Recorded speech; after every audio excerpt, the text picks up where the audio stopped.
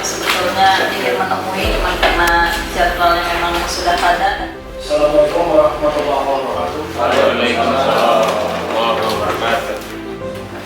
Melakukan pengumpulan perubahan-perubahan pengarah, nanti masukan dari teman-teman ini bisa menjadi bagian dari usulan-usulan dari. Jadi kenapa BPD ini senantiasa harus bersilaturahmi dengan DPD? Karena sebenarnya hampir sama. Ibaratnya karena teman-teman di bawah belum memahami lah seperti apa yang terjadi. Tidak, pada prinsipnya DPP Apimnas yang mengawal nantinya sampai masuk di badan legislatif.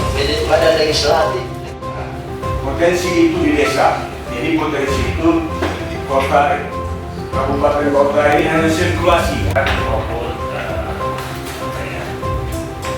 perencanaan. Yang kedua itu penyusunan. Yang ketiga pembahasan. Tentang pengelolaan keuangan desa. Dalam rapat rapat dan undangan yang diberikan kepada kita berdasarkan pada kegiatan.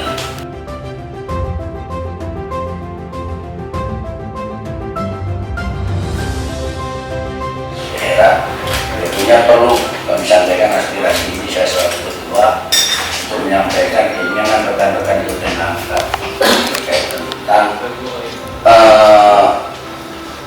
Permendagri 110 tahun 2016 pasal 19 huruf K, di mana di situ diterangkan bahwa anggota BPD yang mencalonkan bukan berarti kita tidak siap kalah, gitu loh. Itu bukan berarti kita tidak siap kalah, ya. Nah, seperti itu, tolong permainan politik seperti ini yang menguntungkan pribadi, nggak menguntungkan halayak umum bangsa ini. Angkas ini kita harus berani loh untuk memajukan negeri ini, harus berani. Nah, saya pikir seperti itu dan harus memang didorong oleh DPD ataupun dirancang oleh DPD. Tolong ini dimasukkan juga hari ini juga sebagai rekomendasi, mohon tolong dimasukkan ini terkait nanti apa yang jadi saran dari Bapak tadi, agar kami Apimnas ini bisa melobi kepada instansi terkait, apakah itu Dirjen Kemendagri ataupun Dirjen Kemendes, DTT. Nah, itu ini suatu masukan ataupun koordinasi yang bagus antara kita DPD dengan Apimnas. Nah, ini tolong. Nah, kemudian terkait dengan masalah BUMDes, apa yang menjadi rancangan itu memang sudah ada keluar PP, dan tahun 2023 ini BUMDes menjadi skala prioritas.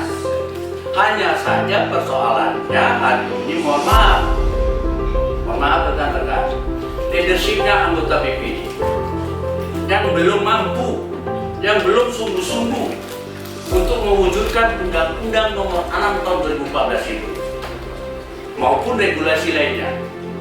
Ada kemungkinan, ya, karena SDM itu tadi, mohon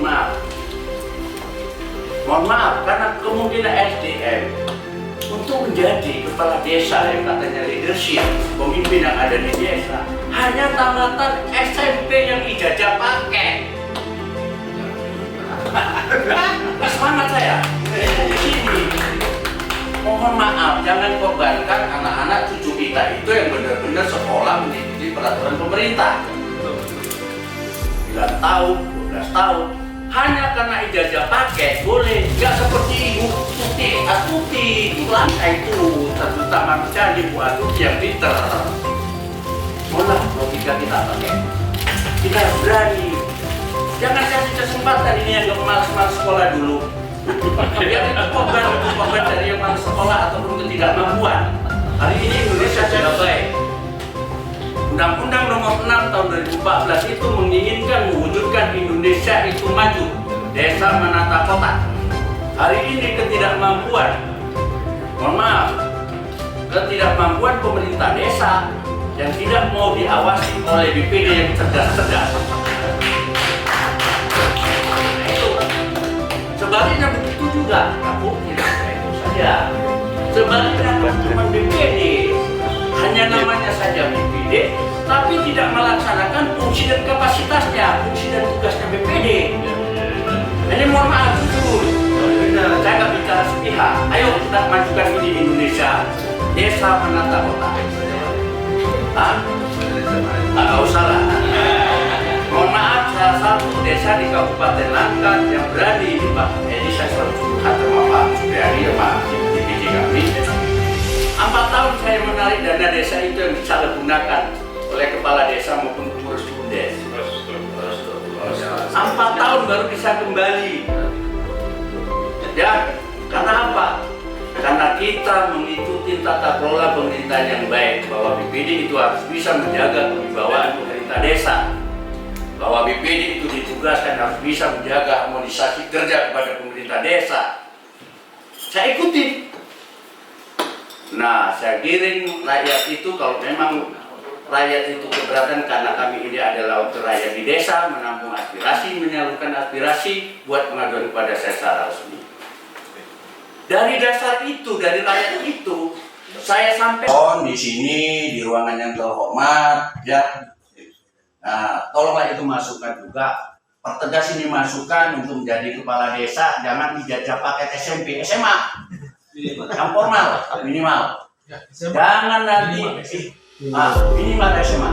Jangan nanti ini kepala desanya SMP, pengawasnya sarjana hukum.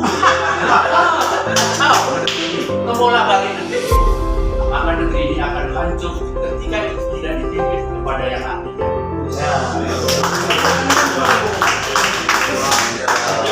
Tidak dipimpin dengan yang bukan ahlinya. Ya, oke.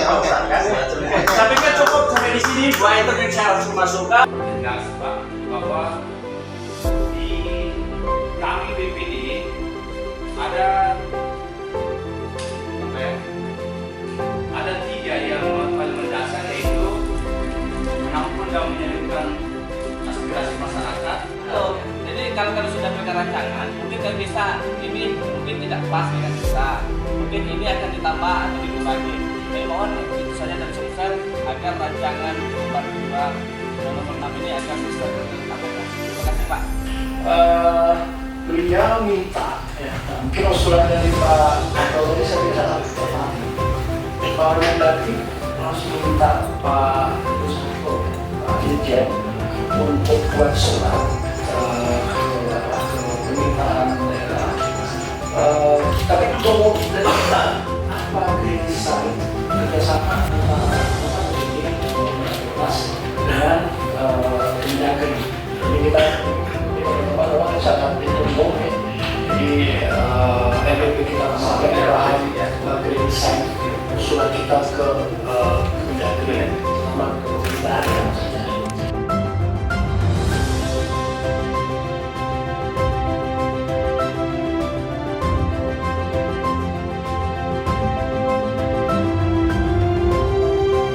Nanti ini sebenarnya kita tuh karena janji mau kan sahabat saya ini.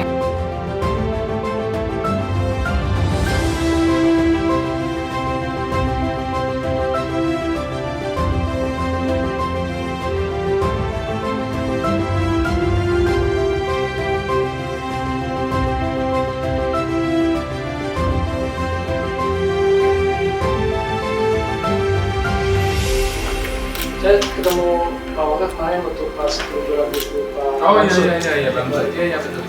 Sempat potong sebentar. Iya. Tapi yang nonton nggak ada yang sengaja. Tidak nonton juga. Enggak, saya ke sana waktu di New York kemarin. Ya. Saya sampai malam. Ya, mungkin perkenalan singkat sedikit Pak. Saya Ika Utama, Sekjen DPP Apetnas. Apetnas ya? Apetnas. Asosiasi Badan Permusyawaratan Desa Nasional Indonesia. Kita berdiri tahun 2014, mulai dari Jawa Barat, kemudian Jawa Timur, dan alhamdulillah sekarang udah dari Toba, dari Jawa Timur, ini ada Sumut, Sulawesi, Sumsel. Kalau saya kebetulan temannya manjat asam dulu di Bungkulu, Pak Faisal. Ya ini mungkin alhamdulillah itu bisa. Tadi kita pagi ya Pak Ketum dari Goa sempat yang dipilih langsung oleh masyarakat. Makanya yang paling tepat sekali ini adalah DPD itu adalah murni atas usulan atau pilihan masyarakat di dalam dia duduk di senator ini. Ketika kita berbicara persoalan badan permusyawaratan desa dan DPR ini agar segera melakukan pembahasan lebih lanjut. Pada prinsipnya kami di Asosiasi BPD ini sangat berterima kasih kepada BPD yang punya niat untuk bisa melakukan revisi, usulan revisi terkait Undang-Undang Nomor 6 Tahun 2015. Yang kedua, kami sangat berharap bahwa ke depan kalau perlu ya direvisi juga undang-undang, usul direvisi undang-undang tentang pemerintahan desa.